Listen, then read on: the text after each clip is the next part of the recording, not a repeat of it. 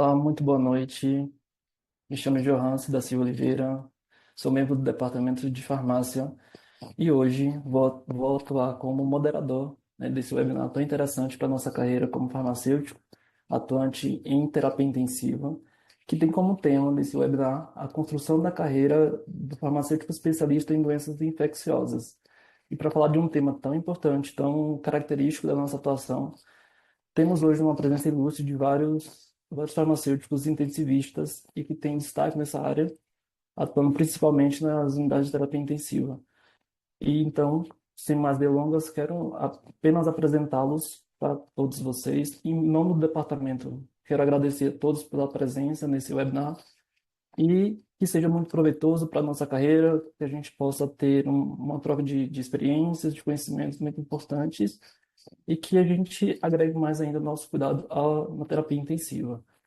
Então, para iniciar, vou falar sobre a doutora Tatiana Marins, uma farmacêutica clínica sênior do Programa de Gerenciamento de Antimicrobianos do Hospital Israelita Albert Einstein, mestre em Ciências da Saúde e tem uma certificação em Stewardship Antimicrobial e também é especialista em farmácia clínica e hospitalar.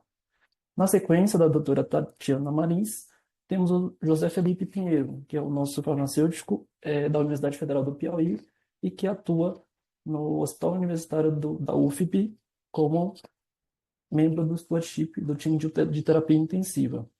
Na sequência, também teremos a Fernanda Lapo Campos, que atua como farmacêutica clínica referente no Hospital Municipal Vila Santa Catarina e também do Albert Einstein, e é uma farmacêutica que tem formação com ênfase em farmácia hospitalar e serviço de saúde. É especialista também em farmácia clínica e tem MBA em gestão em saúde com ênfase em administração hospitalar. Na sequência, teremos a Ana Cristina Machado, farmacêutica, do Serviço de Farmácia Clínica da UTI Cirúrgica do Hospital Pequeno Príncipe e preceptora do programa de residência. Também tem formação em residência multiprofissional em saúde da criança e do adolescente e trabalha com foco em farmácia clínica, em pediatria e gestão hospitalar. Conta comigo também nessa moderação a doutora Patrícia de Matos Andreato, que é a presidente do nosso departamento de farmácia nesse biênio 24 e 25 e que tem experiência em terapia intensiva nas áreas de cuidado ao paciente crítico, com formação pelo Hospital Sírio-Libanês. Então, doutora Tatiana Marins, fique à vontade para trazer e trocar experiência conosco. Tá, boa noite a todos. Obrigada aí pela apresentação, Johansi. Deixa eu só compartilhar minha tela. Tá ótimo, então. Então, queria agradecer aí a presença de todos. Então, a Paty e o Johansi, né, me chamaram aí para compartilhar um pouquinho sobre a construção da carreira do farmacêutico especialista, né, em doenças infecciosas. E eu vou iniciar falando também sobre o gerenciamento, um pouquinho sobre o gerenciamento de antimicrobianos, tá?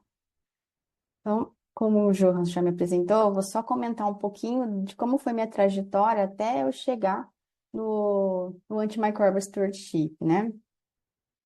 Então, eu comecei aí minha trajetória na instituição atual, né, no Einstein, como farmacêutica cobertura, né, cobertura de férias e folgas, mas eu iniciei ali cobrindo a parte do Departamento de Pacientes Graves, né, o DPG, semi-intensiva e UTIs. Então, meu primeiro contato aqui já foi, né, na unidade de terapia intensiva, participando das visitas e já identificando, né, o quanto o farmacêutico pode atuar nessa questão dos antibióticos.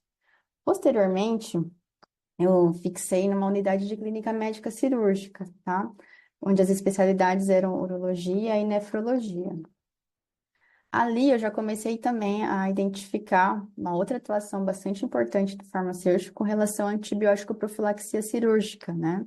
Comecei a ter mais contato com isso e iniciei também um contato por causa da especialidade da nefro com também os pacientes transplantados.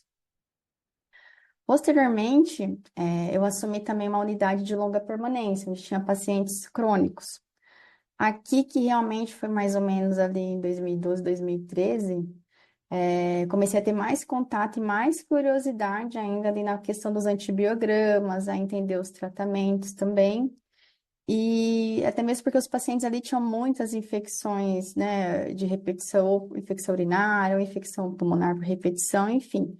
Começou aqui, de fato, foi nesse período, meu maior, minha paixão, assim, pelos antimicrobianos, tá? E também, em 2015, eu fiz o mestrado, dando sequência na parte profissional. Saindo da unidade da CMC de longa permanência, eu fui para uma semi-intensiva, e aí veio a pandemia e minha unidade virou UTI Covid. E aqui realmente foi onde, após a pandemia, surgiram as oportunidades para poder atuar no programa de gerenciamento de antimicrobianos da minha instituição, tá? Final de 2022, eu fui destacada da escala para assumir esse papel como co-líder, né, do programa. A gente já tinha um programa estruturado na nossa instituição, mas a gente não tinha um farmacêutico dedicado para fazer esse gerenciamento. Então, nesse momento, eu assumi a parte de indicadores, né? Agora eu trabalho bem próximo da SCH, na construção dos protocolos, né, na revisão dos protocolos, na disseminação, na parte educacional com relação ao programa de gerenciamento, tá? Mas tudo isso, né, teve toda uma construção aí ao longo da minha carreira. Quis trazer dessa forma mais para exemplificar para vocês, né, o quanto que, ainda mais quem está na terapia, não só quem está na terapia intensiva, mas mais ainda quem está na terapia intensiva, o quanto que você consegue construir, consolidar essa experiência e essa atuação é, na questão do gerenciamento dos antimicrobianos, tá?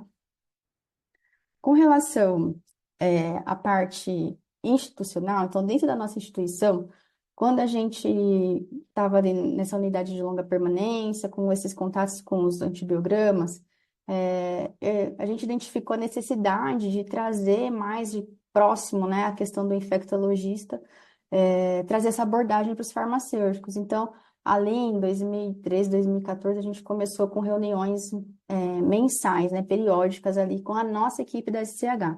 Então, os médicos da SCH faziam treinamentos internos para os farmacêuticos, tá? Era uma vez a cada 2 anos a gente tinha um treinamento focado para a parte de antimicrobianos com a nossa SCH e com o nosso laboratório. E essas reuniões periódicas, né, se tornaram realmente fixas, né? Então, mensalmente, a gente fazia discussão de casos relacionados à infectologia e discussão de artigos, né? Assim como os protocolos que iam sendo implantados, a gente também aproveitava essa reunião e fazia essa discussão. E até hoje a gente, né, tem essa reunião e a gente conduz e aproveita para fazer essa parte educacional também junto com os farmacêuticos de forma recorrente. E hoje participam não só os farmacêuticos ali do Morumbi, mas todos os farmacêuticos também, né, são convidados a entrar nessa nossa reunião periódica. Toda a sociedade, né, a FIR, que vai falar com vocês posteriormente sobre a atuação em UTI adulto, é do Vila Santa Catarina. Então, é um hospital também que a gente tem aí a nossa atuação em conjunto, tá? E com relação à parte educacional, eu finalizei o mestrado em Ciências da Saúde, e o meu tema de mestrado também era a parte de infecto, né? Eu fiz, meu orientador era infectologista, e eu fiz um estudo das candidemias, né? O perfil microbiológico das candidemias da nossa instituição. Então, desde então, sempre esse contato muito próximo com a área de infecto.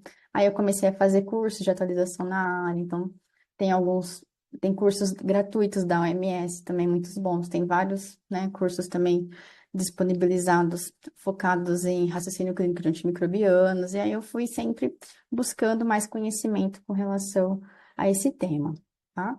E aí, em 2023, eu tive a oportunidade de fazer com o apoio também de incentivo da instituição, a certificação em Antimicrobial Stewardship, que é a certificação da Sociedade Americana, né, de Farmacêuticos em Doenças Infecciosas, tá? Que eu finalizei ano passado. Então, a gente falou um pouquinho aí de como foi a minha construção da minha carreira nesse sentido, e agora a gente vai falar sobre o gerenciamento em si, né? Qual que é a importância, né, da gente estudar e atuar com relação aos antimicrobianos, principalmente, né, dentro aí do ambiente de terapia intensiva, no ambiente hospitalar em si. Os antibióticos, né, quando a gente puxa uma listagem de consumo, ele com certeza vai estar ali entre os 5 mais prescritos, tá? Então, ele vai estar ali entre os 5 mais prescritos. Então, é um medicamento que sempre aparece, né, em qualquer hospital. Ele tem uma representatividade em termos financeiros, então, ele chega a representar de 30% a 50% das despesas, né, hospitalares. Todo paciente internado, né, pelo menos metade deles recebem um antimicrobiano durante a sua internação. E o ambiente da terapia intensiva chega a receber 25% dos pacientes são sépticos, né? Então, é um ambiente, né, principalmente terapia intensiva, que a gente vai ter muito o uso de antimicrobianos, tá? E o uso de antimicrobianos, ele é muito amplo, né? A gente usa também na, na agricultura, né, na pecuária, nos pets, e a gente ainda nem sabe qual o real impacto de todo esse uso, né, no meio ambiente. Além, né, claro, dentro nas pessoas, com esse intuito realmente de, né, salvar vidas, que aí desde que ele foi descoberto, né, lá na Primeira Guerra Mundial, a gente sempre teve esse uso associado à cura, né? De que ele realmente salva vidas. Então, a gente tem um uso bastante amplo, não só no ambiente hospitalar, mas também na comunidade, né? Além de ter também o uso amplo no meio ambiente, tá? Aí a gente tem dados do CDC que falam o seguinte, né? Esses dados são de 2022, CDC é o Centro de Controle de Doenças americano, né? Centro de Controle e Prevenção. O que que eles falam, né? Que de 30% das prescrições de antibióticos feitas pelos departamentos de emergência e consultórios médicos seriam prescrições desnecessárias. Então, 30%, isso equivale a milhões de tratamentos em um ano, né? E os outros 70% que está ali, está indicado o uso de antibiótico, né? Ainda temos oportunidades de melhoria dessa prescrição. Então, a gente pode estar melhorando a escolha da seleção da droga, daquele antibiótico, a dose, né? A gente pode estar otimizando essa dose e também a duração, tá? Então, são dados aí recentes do CDC. E esse uso, né, em ampla escala, né, tanto no meio ambiente, quanto no hospital, quanto na comunidade,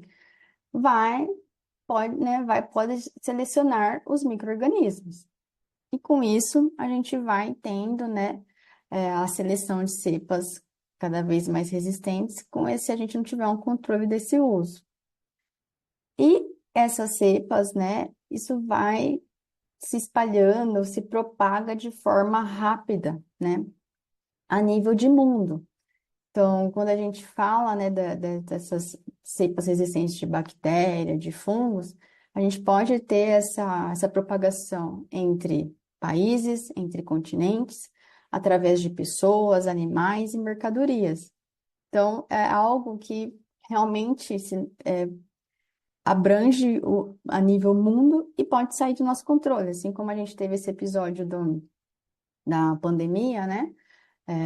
Com o vírus, isso também pode acontecer com algumas, né, bactérias, até mesmo fungos, né? Como a gente viu aí também recentemente essa preocupação com a Candida auris, por exemplo, né? O quanto que a gente deve conter, né, esses micro-organismos resistentes, tá?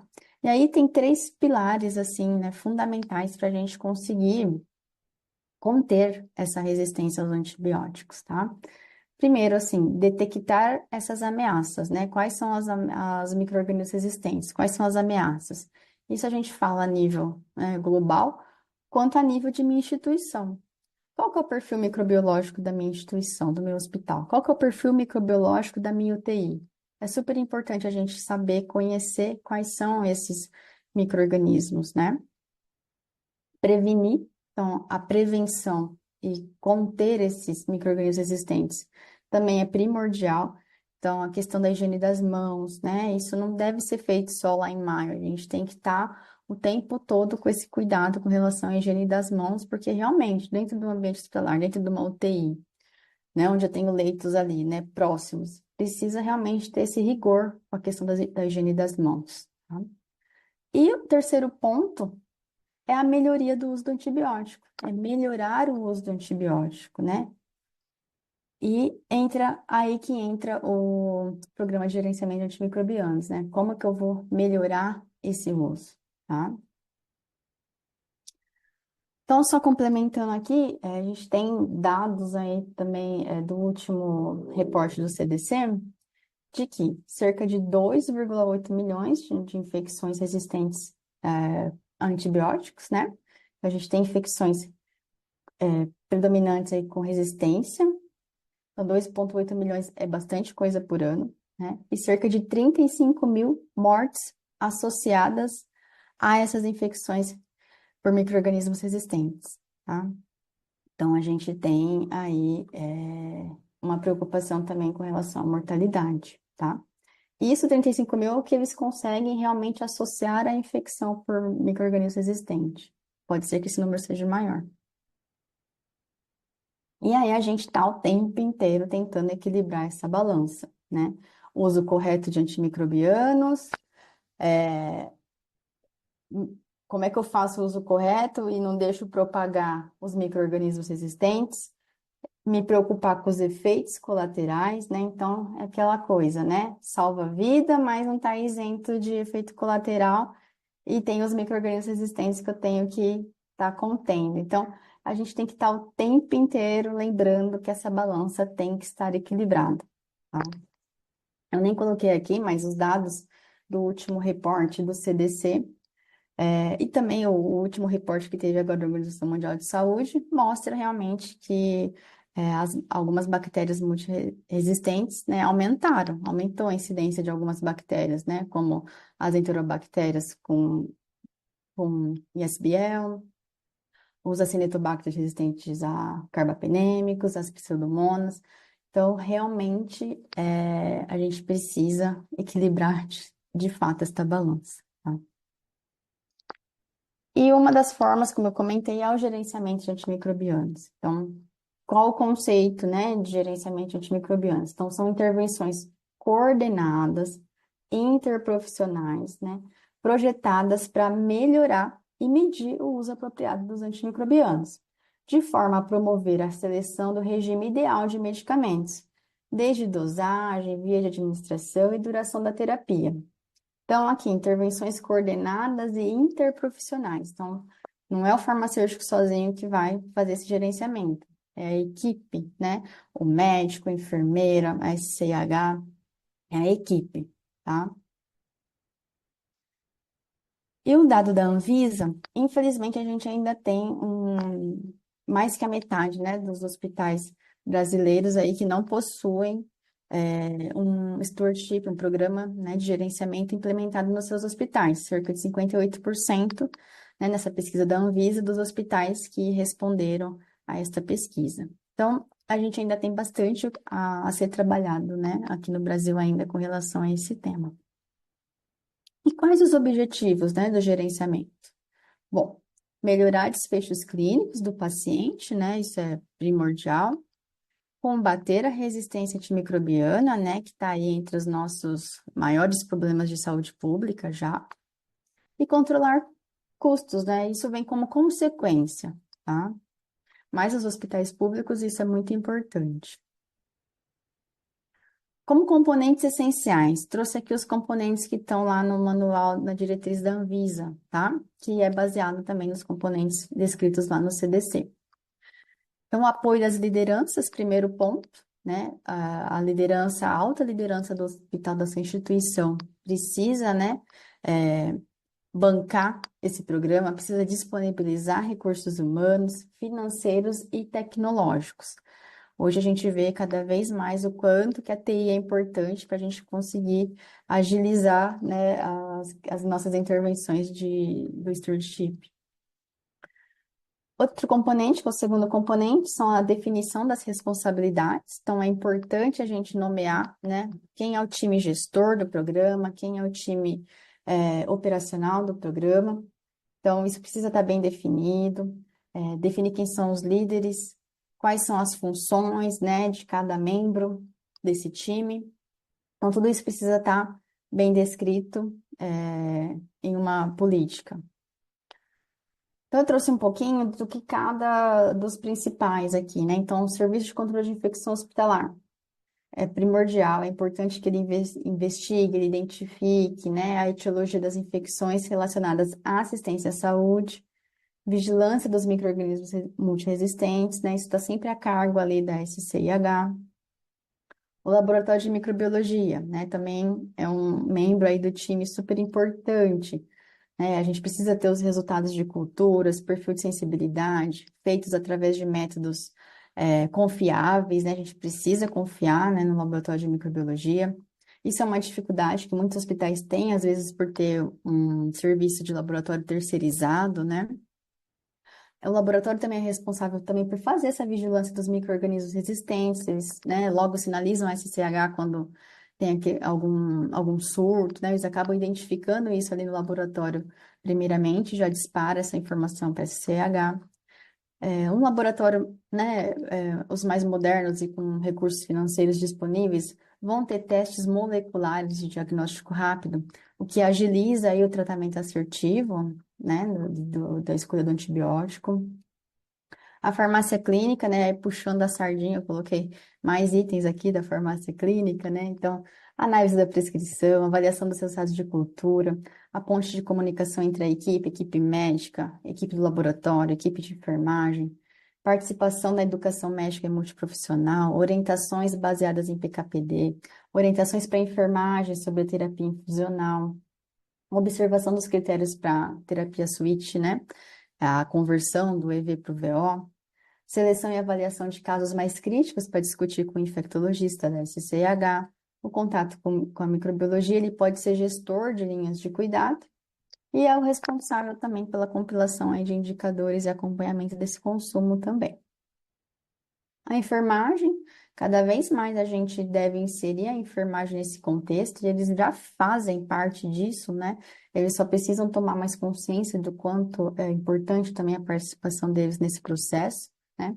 Então, eles são os responsáveis pela coleta de amostras, né? Então, essa coleta, ela precisa ser feita de forma adequada, administração adequada, monitorar os efeitos colaterais, sinalizar as alergias do paciente, colaborar, né, com a equipe multidisciplinar, atuar também na educação do paciente, na prevenção da resistência microbiana, nas práticas de controle de infecção, né, para não ter transmissão cruzada ali também de micro-organismos entre os pacientes, e o registro e documentação também de ações importantes.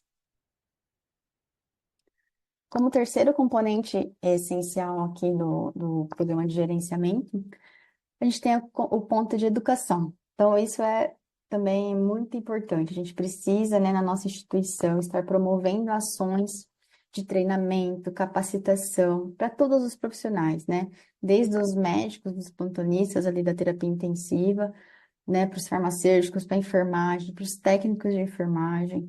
A gente tem tentado também envolver outras equipes, né? Porque ali na UTI, principalmente, a gente tem a Físio, a TO, né? A Nutri, todos eles podem colaborar também nessa questão do gerenciamento, tá? Eles podem contribuir também. Como componente 4, né, as ações, né, quais intervenções que vão ser usadas, que vão ser implementadas para melhorar o uso dos antimicrobianos dentro da sua instituição. Então, a gente precisa pensar em quais intervenções, quais estratégias que serão utilizadas. Vou fazer auditoria prospectiva, ou vou fazer formulário de pré-autorização, tá? Então, isso depende, tá? Depende aí da sua estrutura, do tanto de recurso humano que você tem também. Então, são estratégias que podem ser utilizadas. Você pode usar a restrição de uso de alguns antibióticos, de repente, de maior custo, né? Pode, ou então de amplo espectro. Isso geralmente é muito comum no ambiente público, né? Justamente por conta do custo. Então, tem determinados antibióticos que vão ser só liberados após a análise da SCH, né? Precisa dessa pré-autorização, tá? Auditoria prospectiva com feedback, na nossa instituição, a gente entende que isso é muito positivo, porque a gente não bloqueia a prescrição daquele médico, mas a gente faz o acompanhamento, né, na sequência e, se necessário, entra com uma intervenção, né? Então, esse feedback é importante porque acaba como uma orientação para essa equipe e eles vão também aprendendo a manejar melhor a questão dos antimicrobianos. Consultoria beira-leito, né? Isso na UTI também é bem comum e passível de se fazer, porque o médico da SCH, junto com o time de stewardship, pode estar passando junto com o farmacêutico ou conversando diretamente ali com a equipe de plantonistas, né, com a enfermagem, com o farmacêutico da UTI, e dando realmente uma consultoria ali, com relação à prescrição, os guias terapêuticos. Então, toda instituição tem que ter seu guia terapêutico, né, baseados no seu perfil microbiológico, para dar sugestões aí de terapia empírica, de terapia e a terapia guiada, né, de acordo aí com o que a gente tiver padronizado.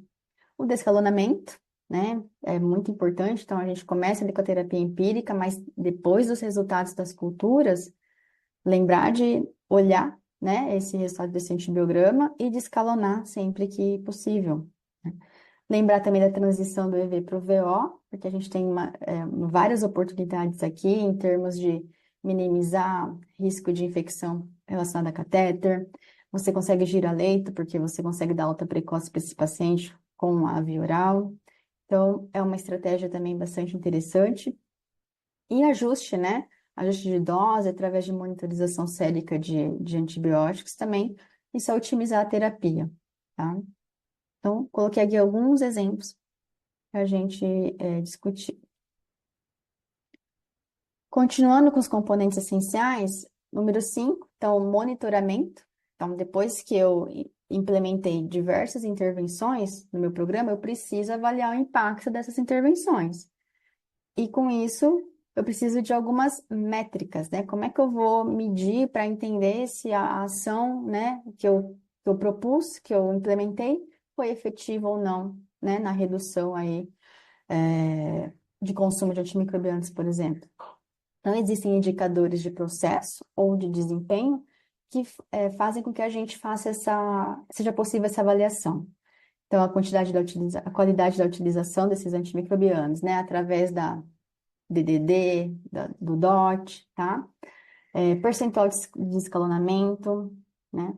Percentual de adesão aos protocolos de antibiótico profilaxia cirúrgica. Então, apenas alguns exemplos de como você pode estar medindo, né? Os indicadores de desfecho. Então, acompanhar aí a taxa de resistência microbiana, as taxas de infecção por Clostridiose difficile, os resultados clínicos, né, taxa de readmissão por infecção, acompanhar a mortalidade relacionada à infecção e custos também, o custo de um tratamento específico, por exemplo, tá? E o último componente, que é o componente 6, é a divulgação dos resultados. Então, regularmente, né, a gente precisa levar essas informações para quem está na ponta, né? Porque a gente está ali o tempo todo estimulando, né, que a ponta, né, que quem está na assistência, né, nos auxilie com as intervenções. E a gente então precisa devolver esse resultado para eles, mostrar como é que está o andamento, né, do nosso programa. Então, não só reportar para a alta gestão, mas também para os demais profissionais de saúde que fazem parte dessa assistência ao paciente, tá? Então, sempre, né, que eu coloquei o gráfico, então, precisa ser mostrado aí para a equipe os nossos resultados.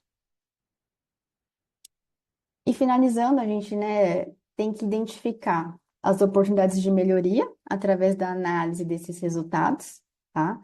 Sempre lembrar que essas intervenções, essas ações, elas devem, né, o nosso foco final aqui é o cuidado centrado no paciente, sempre.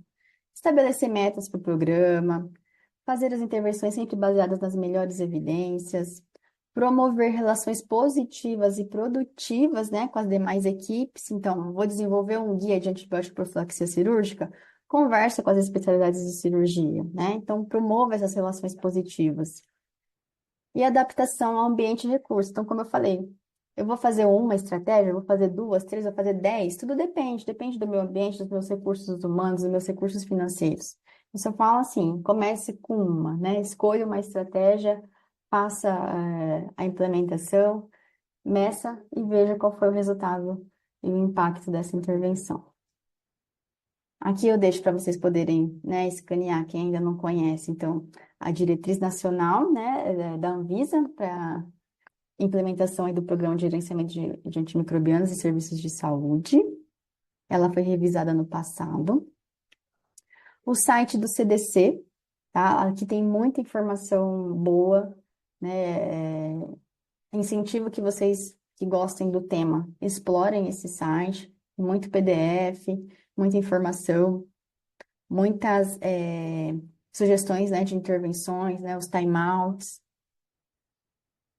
E também tem o guia da Organização Mundial de Saúde, também é bem rico, esse guia.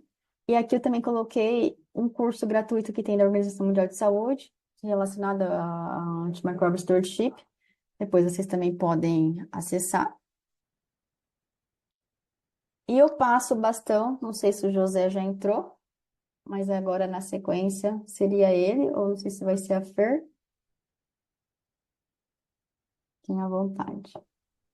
Deixa eu Oi, compartilhar aqui. Tatiane, muito obrigado, né, pelos seus conhecimentos, por ter dividido tanta experiência rica num processo tão importante para nós farmacêuticos. E agora eu quero convidar a doutora Fernanda para que traga também suas contribuições, seus conhecimentos em relação ao stewardship em pacientes adultos e sua vasta experiência aí. Muito obrigado. Boa noite, Johansi. Primeiramente, queria agradecer pelo convite, pela oportunidade, agradecer a presença de todo mundo. Tá tudo bem? Estão me escutando? Então, vim aqui falar um pouquinho sobre a minha experiência e sobre o stewardship de microbianos aplicados a pacientes críticos adultos, né? Então, como o Johan se apresentou, eu sou farmacêutica clínica, referência da UTI adulto do Hospital Municipal Vila Santa Catarina, que é administrado pelo Albert Einstein. Me formei pela UFMG com ênfase em farmácia hospitalar, tenho especialização em farmácia clínica, fiz mestrado em ciências farmacêuticas na área de nanotecnologia e radioisótopos, com foco em tratamento de câncer, e a minha jornada como farmacêutica clínica começou na pandemia. Eu vim para São Paulo, né? Trabalhei no Hospital Municipal do Pacaembu, e lá eu fiquei mais por conta de logística, né, de estoque de medicamentos e materiais. E depois eu fui transferida para o hospital onde eu atuo hoje. E em um tempo de 4 meses, depois que eu fui para o Vila, eu comecei a fazer cobertura na UTI. E desde então comecei com cobertura e não saí mais. Então, vão fazer quase 4 anos que eu atuo especificamente com paciente crítico. É, como a Tati comentou, né, anteriormente, assim que você começa a atuar nessa área, você identifica a necessidade de entender mais sobre o seu paciente, sobre o que está acontecendo com ele, como você pode ajudar o seu paciente.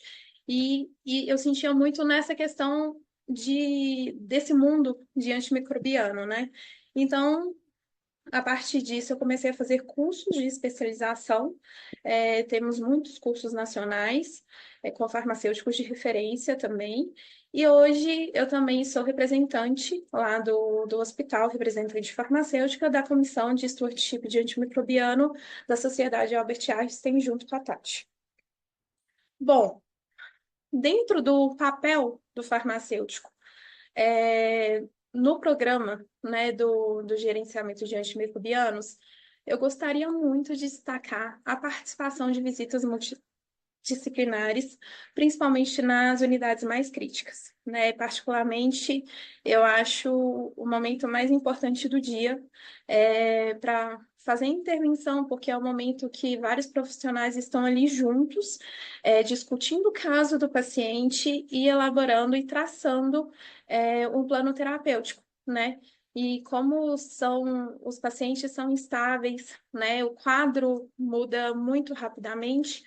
Então, assim, é na visita que você realmente tem a noção de como o seu paciente está, e aí daí cria janelas de oportunidade de intervenção. Além dos guidelines, né, de gerenciamento de antimicrobianos, também temos outras diretrizes que regulamentam o, a participação, né, o papel do farmacêutico, a função do farmacêutico e a importância da atribuição, né, do farmacêutico na terapia intensiva. Logo no primeiro capítulo dessa resolução, que foi publicada em 2019, traz a importância da integração da equipe multiprofissional, da UTI, e também participar das visitas, né? Discutindo os casos, como eu já disse anteriormente. Outra diretriz também muito importante é esse consenso que foi publicado nos Estados Unidos em 2020, que também traz a recomendação da importância da participação do farmacêutico em visitas multiprofissionais, independente do nível da instituição de saúde. Bom, mas por que falar de stewardship de antimicrobiano na terapia intensiva? Como a Tati já introduziu muito bem, os pacientes críticos, eles têm de 5 a 10 vezes mais chances de ter uma infecção quando comparado com outros pacientes das alas do hospital, devido às múltiplas comorbidades, devido à presença de imunossupressão, idade mais avançada, chance de procedimentos invasivos e números de dispositivos invasivos também. E com isso, são pacientes que possuem o uso mais frequente e prolongado de antimicrobianos de amplo espectro, devido à sua criticidade. Isso pode aumentar a ocorrência de reações adversas, aumenta a prevalência de patógenos multiresistentes e, com isso, diminui as nossas opções terapêuticas, né, disponíveis no mercado. E isso pode levar também a um aumento do risco de falha terapêutica pela indisponibilidade de antibióticos com espectro maior, né, para bactérias pan-resistentes. Isso acaba também aumentando o tempo de internação do paciente, aumenta a taxa de morbimortalidade e elevam os custos institucionais. Os principais patógenos que são encontrados no ambiente de terapia intensiva são a Cinetobacter baumannii, Klebsiella pneumoniae, Pseudomonas aeruginosa, Enterococcus resistente à vancomicina, Enterobacterales produtores de beta-lactamase de espectro estendido, Staphylococcus aureus resistentes à meticilina e variadas espécies de cândidas resistentes. E essa epidemiologia, né, ela é variável. Ela pode variar de país para país, de hospital para hospital, de UTI para UTI e até de paciente para paciente. E por isso a importância da interação, né, com o serviço de farmácia hospitalar. Serviço de farmácia hospitalar, não, perdão. Serviço de controle de infecção hospitalar, tá? Porque com essa interação e com um programa de gerenciamento, há uma padronização dos protocolos e padronização das boas práticas de prescrição. E isso tudo faz com que a administração precoce de terapia direcionada seja mais efetiva, levando em consideração sempre a clínica do paciente, faz que haja um uso irracional de antimicrobiano de amplo espectro e promove também o descalonamento também mais rápido, padroniza o tipo de monitoramento que é feito através de biomarcadores, parâmetros clínicos e exames de imagem, evita o tempo de tratamento prolongado e desnecessário e minimiza também a ocorrência de reações adversas. As principais reações adversas que são relatadas no ambiente de terapia intensiva são nefrotoxicidade, neurotoxicidade, distúrbios gastrointestinais, reações de hipersensibilidade e infecções por Clostridium difficile. Encontrei um artigo que foi publicado recentemente que conseguiu ilustrar num fluxograma exatamente o que eu acabei de falar, né? A partir do momento que a infecção ela é detectada através da histórica clínica, quadro clínico, exames laboratoriais de imagem, traz a recomendação, né, da importância e da necessidade do início do intervalo do início da antibiótico terapia de acordo com a gravidade do paciente. Só que isso é um desafio, que nem a Tati falou, é uma balança a todo momento. Então, assim, qual é o antibiótico certo para o paciente sem sem usar um antibiótico de amplo espectro e reduzir a chance de reação adversa, ter o uso mais racional possível. E para isso é necessário conhecer o perfil de patógeno, tanto do hospital quanto da região, né, o sítio de infecção e os fatores de risco que o paciente tem para ter uma infecção por bactéria multiresistente. Para aí sim selecionar o melhor antibiótico de acordo com o perfil farmacocinético e fazer o acompanhamento e os ajustes necessários conforme a terapia. Bom, para a gente falar de otimização de antimicrobiano, a gente precisa entender que a diferença entre um antibiótico apropriado e um antibiótico adequado. O antibiótico apropriado, a escolha dele é feita baseada apenas no perfil de sensibilidade, sensível, intermediário e resistente. As últimas publicações do BRCast e do EUCast trazem que o perfil de sensibilidade intermediário hoje é considerado sensível, aumentando a exposição. Isso é uma informação muito importante para a gente na prática da intervenção clínica no beira-leito. E o antibiótico adequado, ele é escolhido de acordo com o seu comportamento PKPD. Mas o que é esse comportamento PKPD? É a farmacocinética associada ao perfil farmacodinâmico. Então, a farmacocinética remete ao movimento do fármaco no organismo, que é a absorção, distribuição, metabolismo e excreção. E nada mais é do que a associação do antibiótico com os fatores do paciente. Já a farmacodinâmica, ela é a ação do fármaco no alvo, ou seja, o antibiótico associado ao patógeno. E para a gente falar sobre otimização, a gente precisa conhecer as características dos antimicrobianos prescritos. Então, o primeiro ponto é a solubilidade. Se o antibiótico ele é hidrofílico ou lipofílico, os hidrofílicos eles têm uma concentração plasmática maior e o lipofílico tem uma concentração tecidual e celular maior. O perfil comportamental do antibiótico, o volume de distribuição, a sua taxa de ligação a proteínas plasmáticas e a sua excreção, se é por depuração renal ou hepática.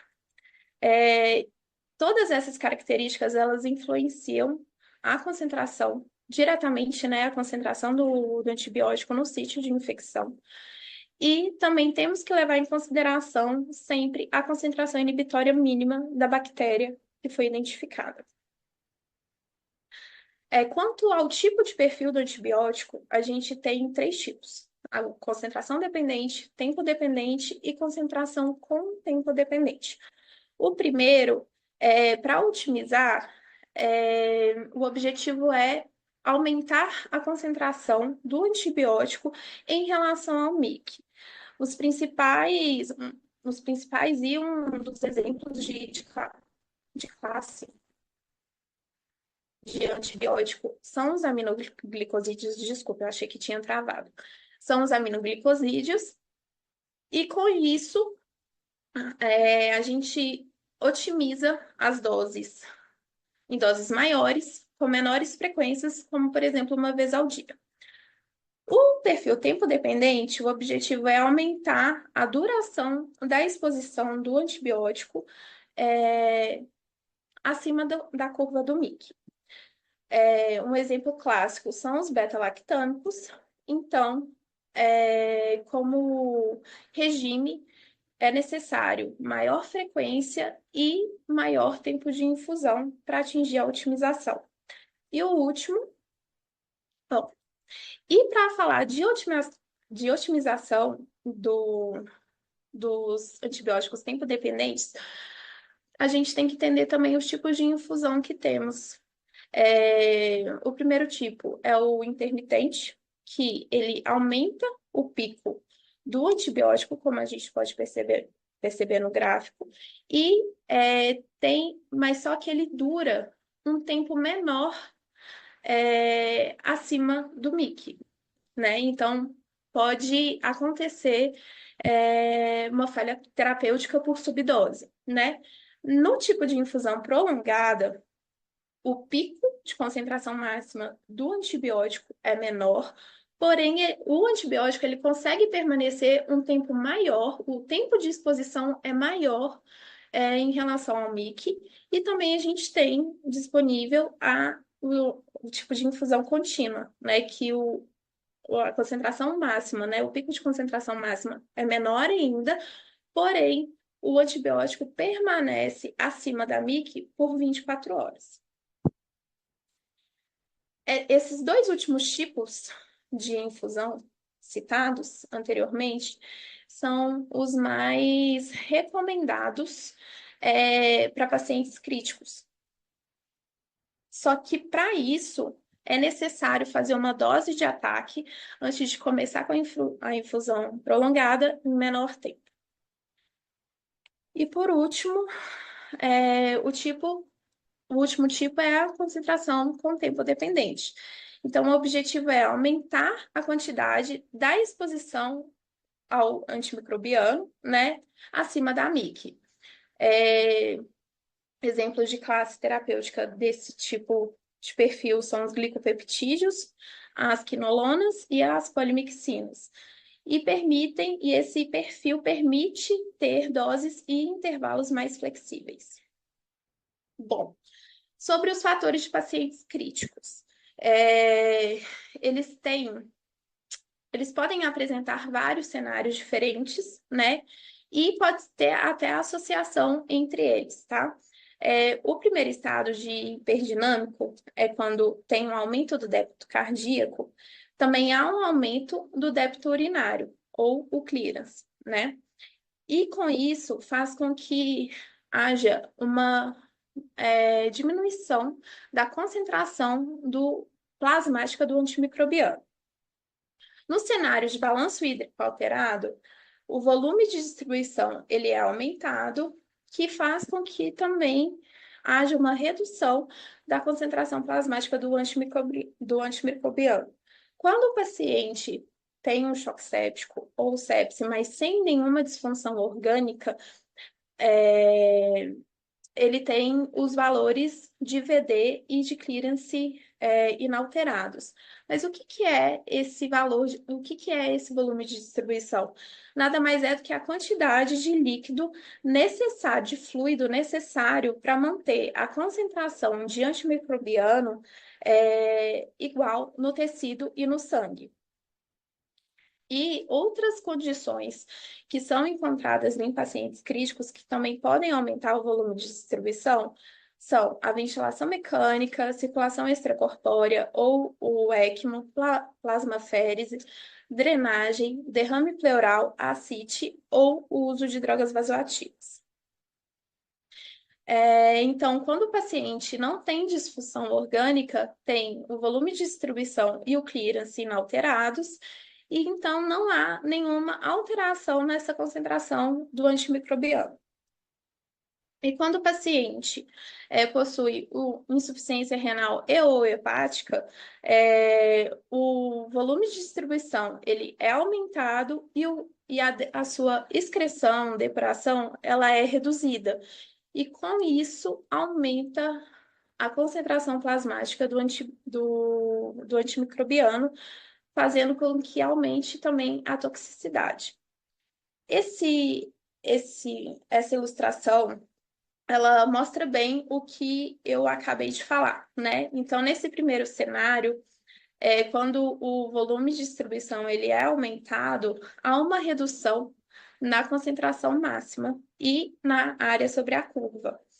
No segundo quadro, quando o paciente apresenta um clearance aumentado, não há alteração na concentração máxima, né? Do pico de concentração máxima, porém, ele tem um tempo menor de exposição. Em ambos os casos, o efeito do antimicrobiano ele é reduzido e, com isso, aumenta a chance de falha terapêutica. No terceiro exemplo, quando o clearance ele tem disfunção renal, né, e o clearance é reduzido,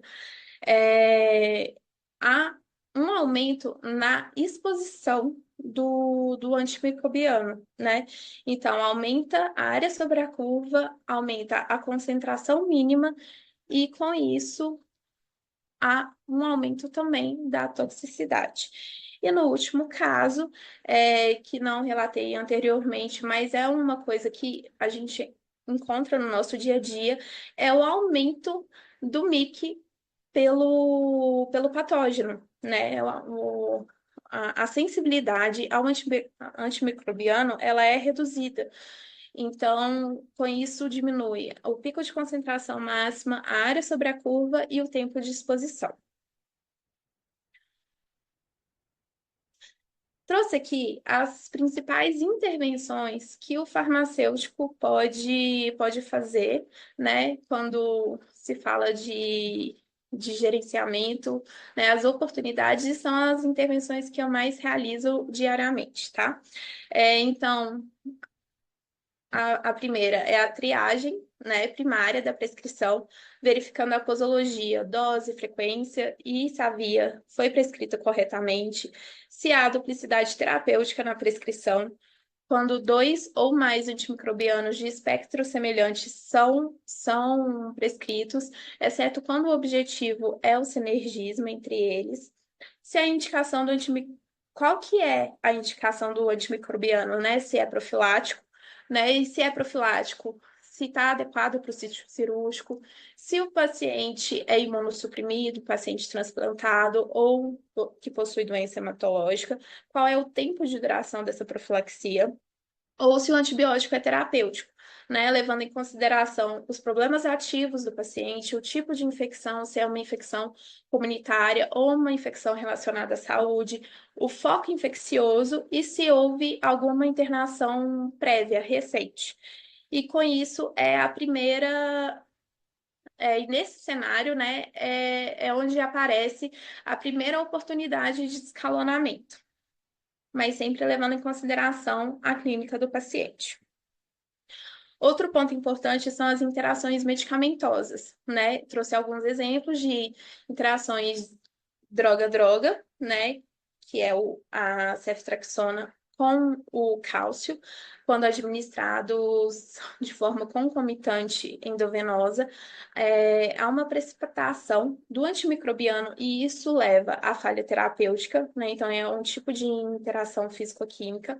A claritromicina com a varfarina, que é uma anticoagulante, ela pode aumentar o risco de sangramento, então é necessário a gente monitorar tanto coagulograma, hemograma, né, para conseguir intervir de alguma maneira.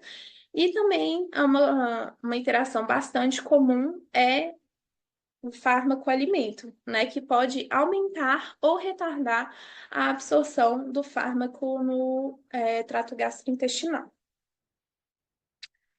E para as interações medicamentosas, é necessário estar atento também ao aprazamento dos medicamentos. Então, por isso, é muito importante uma interação, né, com a equipe de enfermagem, que é a equipe responsável por fazer esse aprazamento dos medicamentos. Bom, a reavaliação da antibiótico terapia, os guidelines trazem que ela deve ser feita de 48 horas a 72 horas após o início. Mas hoje, lá no hospital, a gente consegue reavaliar essa antibiótico terapia diariamente, né? Discutindo o caso tanto com o intensivista quanto com o infectologista, nas visitas multi. É, Nela, a gente consegue avaliar a possibilidade de escalonamento ou se há a indicação de escalonamento, quando o paciente apresenta algum tipo de piora clínica ou conforme mesmo o antibiograma ou perfil de sensibilidade. A gente também consegue rediscutir o tempo de tratamento prescrito, né, e o tempo de tratamento que é necessário, e é nesse momento também que a gente consegue monitorar melhor as possíveis reações adversas, né, principalmente as reações de hipersensibilidade, que são mais evidenciadas pela equipe médica e pela equipe de enfermagem. E para a gente reavaliar essa antibiótico terapia, a gente tem que levar alguns fatores clínicos do paciente em consideração.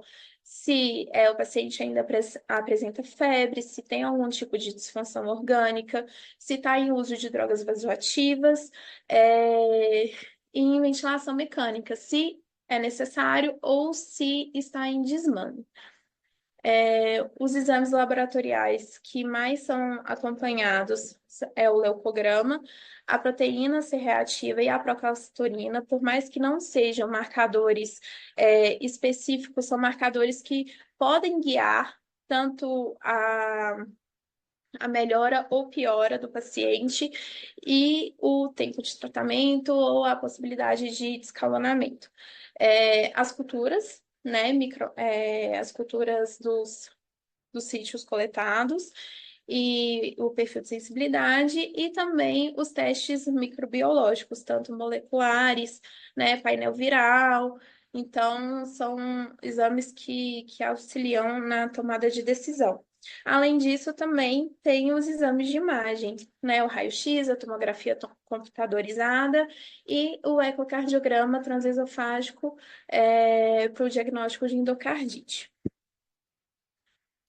E como fazer, né, a otimização da farmacoterapia? Então, quais são as principais otimizações, né?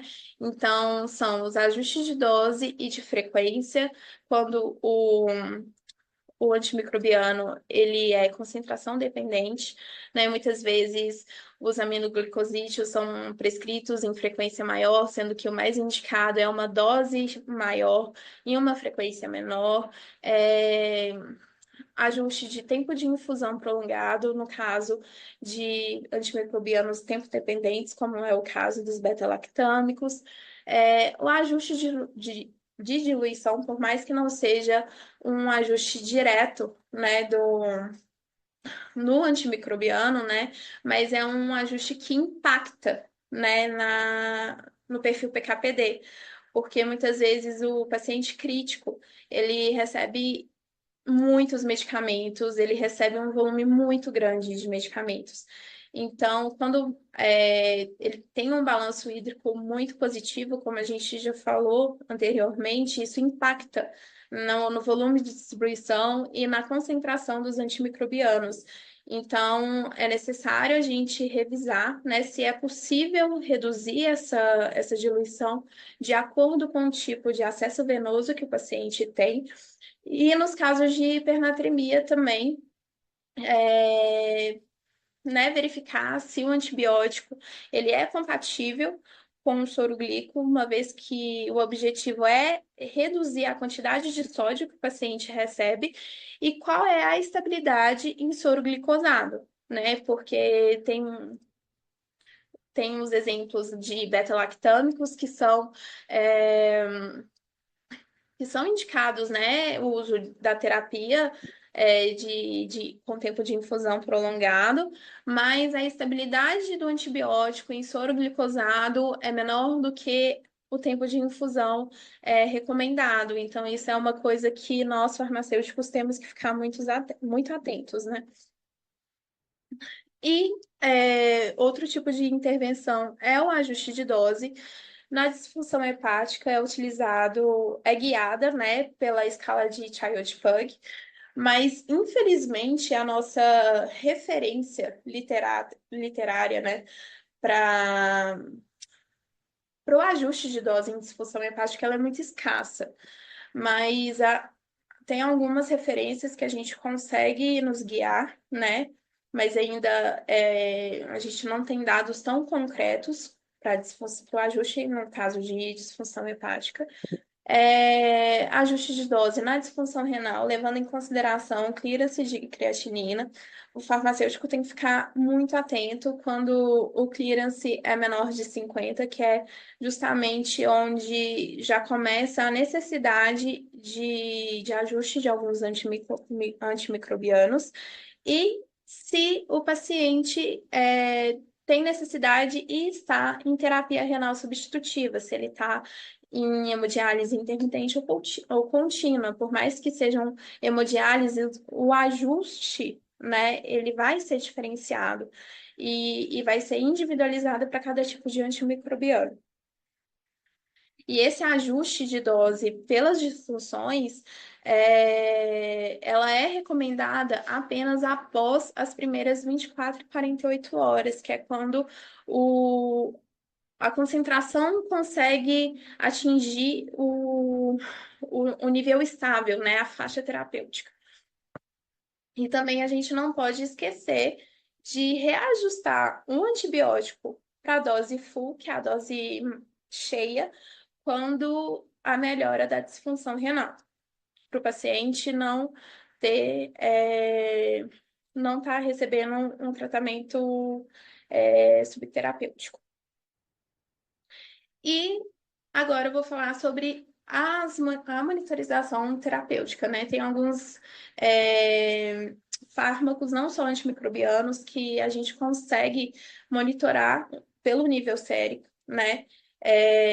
Então, ela é realizada através da coleta desse nível sérico do fármaco. Geralmente, esse monitoramento é iniciado após a administração da terceira dose, e os principais antimicrobianos que estão presentes no meu dia a dia para esse tipo de monitoramento e esse tipo de ajuste são a vancomicina, a amicacina e a teicoplanin. A vancomicina é um glicopeptídeo. Protocolos recomendam a coleta diária do Vale. O Vale, como mostra no gráfico aqui ao lado, ele é o pico mínimo, né? Ele fica abaixo da concentração inibitória mínima. E é, e é justamente onde a gente consegue perceber que precisa do ajuste ou não. E a faixa terapêutica indicada para a coleta da vancomicina é de 15 a 20 microgramas por ml, né, que é traduzida na área sobre a curva de 400 a 100. A amicacina, ela é coletada no pico no vale, né, o pico recomendado da faixa terapêutica é de 15 a 30, sendo quando se trata de bactérias multiresistentes, o nível sérico recomendado do pico é próximo de 50 e o vale de 5 a 10. E a tecoplanina, ela é coletada no vale também após a quarta dose e a faixa terapêutica é de 10 a 60 e em casos de infecções mais graves de 20 a 40. Caso a faixa terapêutica venha maior ou menor, vai ser necessário o ajuste, né, de acordo com o protocolo institucional ou com outros guidelines. E é muito importante a gente estar atento também ao horário de administração do antimicrobiano e da coleta do nível sério. E por último, mas não menos importante, é a terapia, a intervenção no quesito da terapia de sequência ou switch therapy. Como a Tati disse anteriormente, ela é uma intervenção que promove a redução de custos, né, a desinvasão de acessos venosos e pode promover tanto a alta do paciente para UTI quanto a alta hospitalar mesmo. Então, ela consiste na transição do antimicrobiano endovenoso para a via oral, mas para fazer esse tipo de intervenção, a gente sempre tem que considerar a viabilidade, a apresentação do medicamento disponível, se tem compatibilidade com sonda ou não, a viabilidade de deglutição do paciente, a compatibilidade com sonda e qual é a biodisponibilidade do fármaco depois de ser absorvida pelo trato gastrointestinal. Aqui estão as referências e muito obrigada.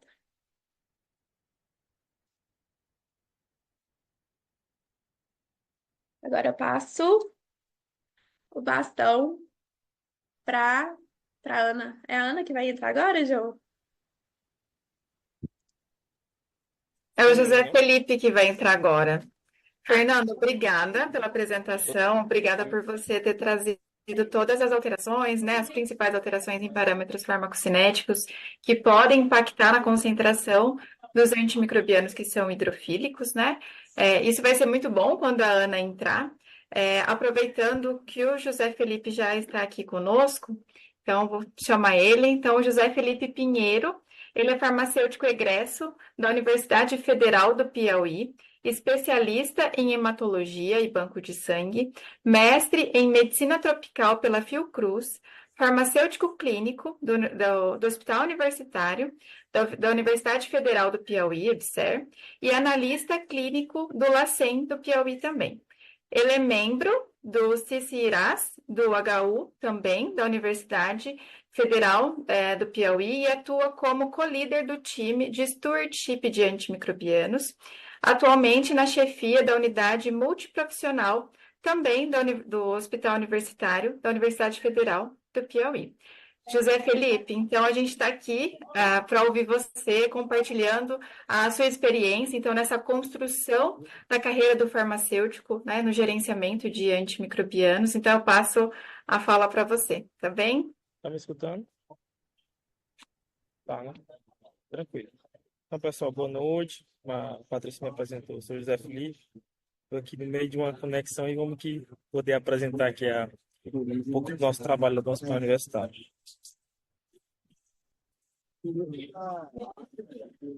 Então, pessoal, o nosso foco inicialmente era trabalhar justamente com o que foi apresentado, né? Que era reduzir, né, o processo ou então frear o processo de resistência bacteriana que estava acontecendo no hospital e proporcionar um uso mais racional de antimicrobianos, né? Então, a gente tem algumas ferramentas para poder fazer isso e monitorar isso, como foi o cenário que a gente encontrou. Então, a gente sabe que a própria Organização Mundial de Saúde tem nos alertado, né, desde 2014, né, com o Instituto do O'Neill, falando sobre a possibilidade do aumento de óbitos relacionados a bactérias multiresistentes, né, podendo chegar até 10 milhões por ano, né, essas mortes ultrapassando as mortes com câncer, né, e hoje as mortes por aparelho relacionadas ao aparelho cardiovascular.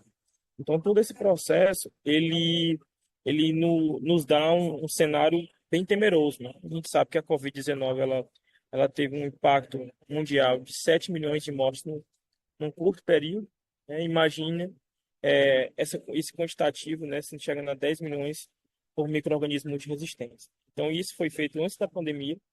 Pode ser que essa previsão ela aconteça antes de 2030, né, que é o que está dizendo a própria Organização Mundial de Saúde hoje. Então, como foi que a gente começou lá no hospital universitário? Então, a gente primeiro iniciou um processo de análise situacional com coleta de indicadores, né, identificando o perfil de resistência e a montagem do time instrutivo, né?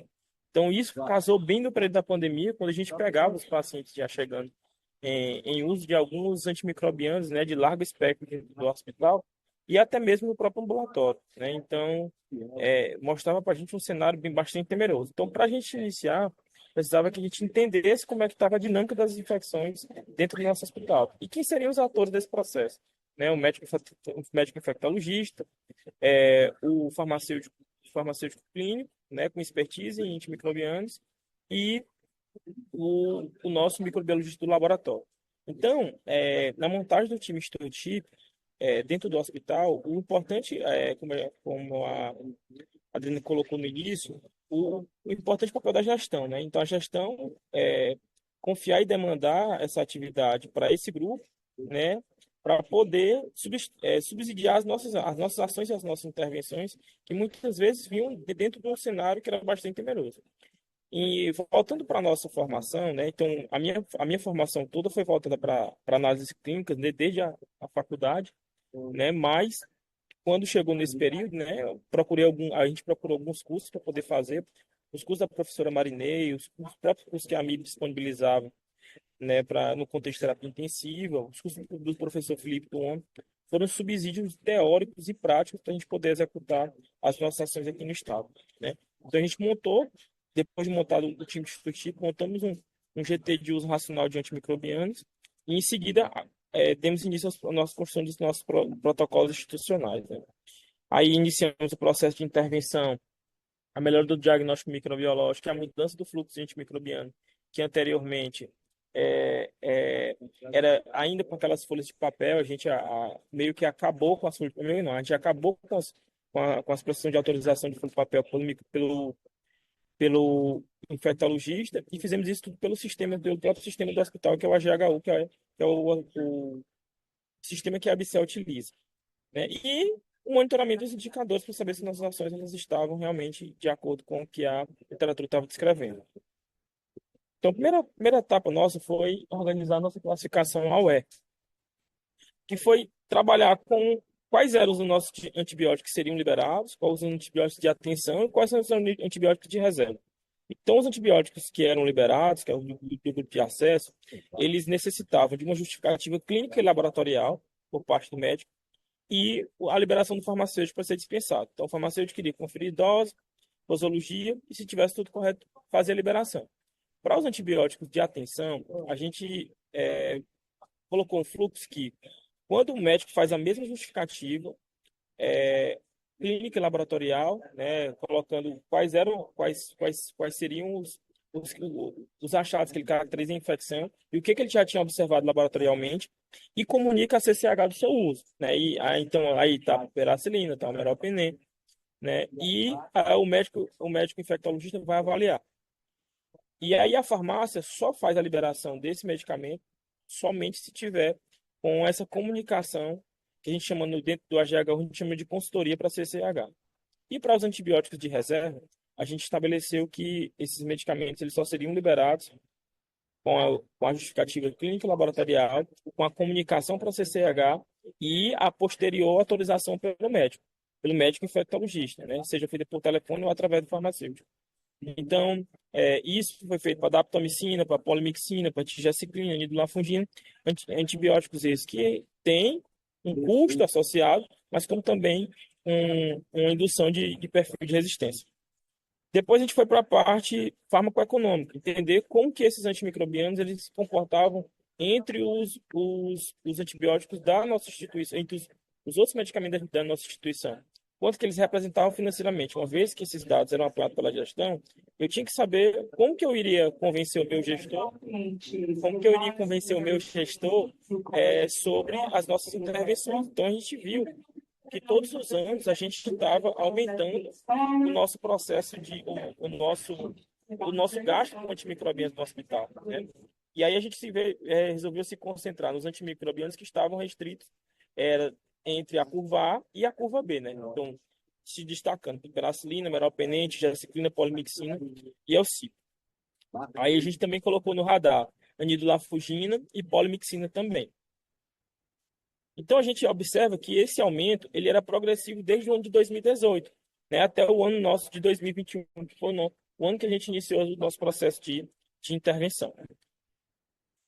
Outro cenário foi a gente avaliar o nosso perfil de sensibilidade. Então, saber como as principais bactérias do nosso hospital, como a gente viu que piperacina, meropenem são para tratar essas principais bactérias gram-negativas, então como é que estava esse comportamento, né? Então, a gente percebeu que no mesmo período as bactérias estavam reduzindo seu perfil de sensibilidade, ou seja, qual era o cenário que eu iria encontrar daqui a 2 ou 3 ou 4 anos, né? Então, seria essa redução do nosso perfil de sensibilidade ainda mais, né? Tanto para Klebsiella quanto para Pseudomonas. A gente não tem um problema como tem no sul do país ainda com E. coli.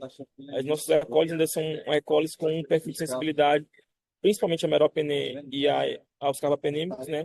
Um comportamento bacana. Mas o Acinetobacter, né, como já é notório, né, é o nosso principal micro-organismo, né, que hoje a gente tem dificuldade de tratamento e um perfil de sensibilidade baixíssimo aos nossos carbapenêmicos. Então, essa mudança, né, corroborou com a formação do time de Tuiuti, a mudança do processo de avaliação da prescrição, né, com o estabelecimento do timeout, quando o médico prescreve, né, a gente, a partir do terceiro dia, como a gente monitora isso através de uma planilha de Excel, no terceiro dia a gente faz a avaliação de acordo com aqueles parâmetros clínicos laboratoriais daqueles pacientes, se eles estão alterando ou não, e vai intervir ou diretamente com o médico ou discutir isso com o infectologista para a gente elaborar uma intervenção. Esse feedback é diretamente feito com o médico assistencial e depois isso é monitorado, né? E correlacionando a isso, a gente também tem os achados microbiológicos que são importantes, né? A interpretação do antibiograma, né? A incorporação de testes para identificação das carbapenemases, né? Então foram estratégias que a gente teve como estratégia que a gente teve para poder melhor utilizar, ou seja, otimizar o nosso uso de antimicrobianos dentro do hospital. Então, os nossos primeiros resultados foram identificar o nosso perfil das carrapenemases que estavam acontecendo. A gente pegava os pacientes e não entendia como que porque o Viter, que é o aparelho que a gente utiliza lá no hospital, ele só libera a gente com um provável isolado de produtor de carrapenemase. Então, a gente ficava sem esse rastreamento. E o LACIN também não estava executando a identificação através de biologia molecular. Então, a gente incorporou esse novo teste através dos testes imunocromatográficos, né? E começou a mapear onde é que estavam vindo os principais pacientes com produtor de carrapenemase. E aí, a partir disso, quando esses pacientes eram transferidos, a gente já tinha um olhar especial. Então, como primeiros resultados que a gente conseguiu encontrar foram esses, né? A gente tinha, na época, né, 53% de óbitos se um paciente adquirisse infecção multiresistente no nosso hospital, né? Então, era aquela massa, né? Se o paciente entrou no hospital, né, com bactéria multiresistente, ele vai tirar a cara ou coroa.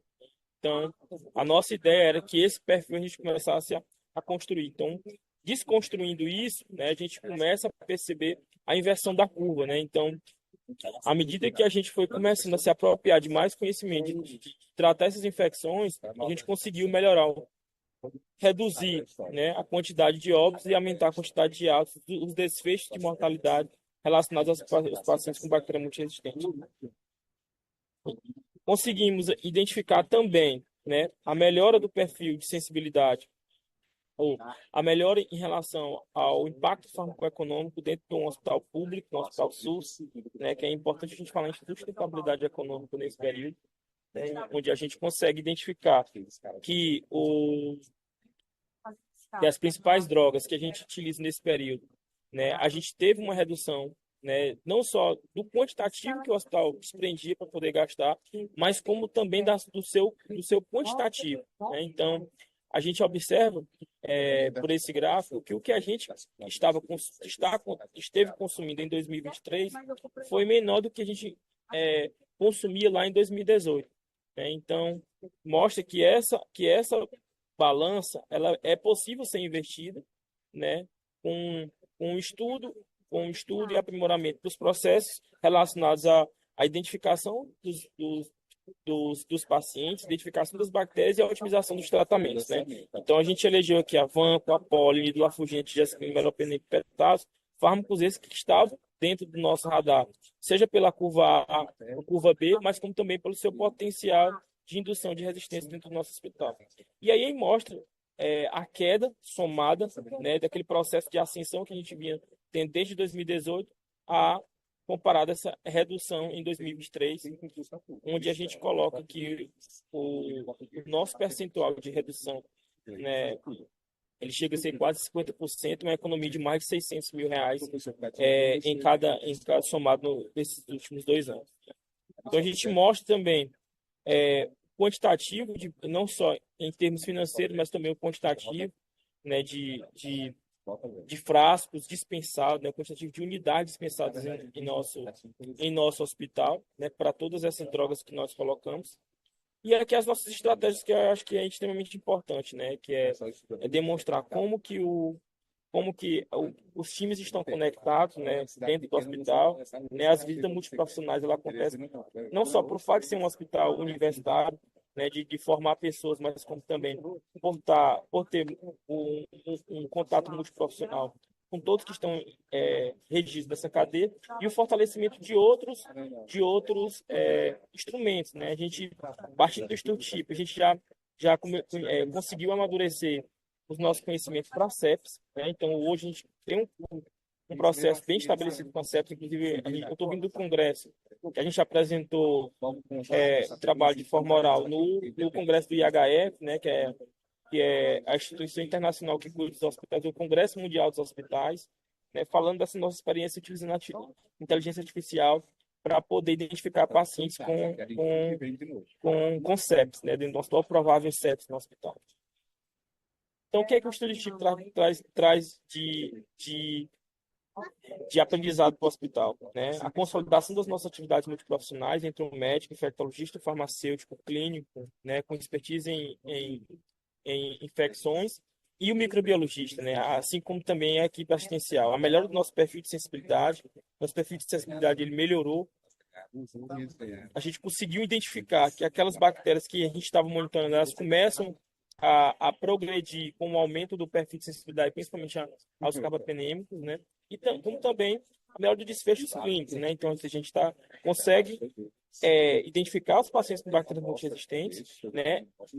Tratá-los e conseguir aumentar esse percentual de alta. Reduzir a taxa de infecção bruta hospitalar, que é considerável, promover a economia para o nosso sistema único de saúde. Então, é isso, pessoal.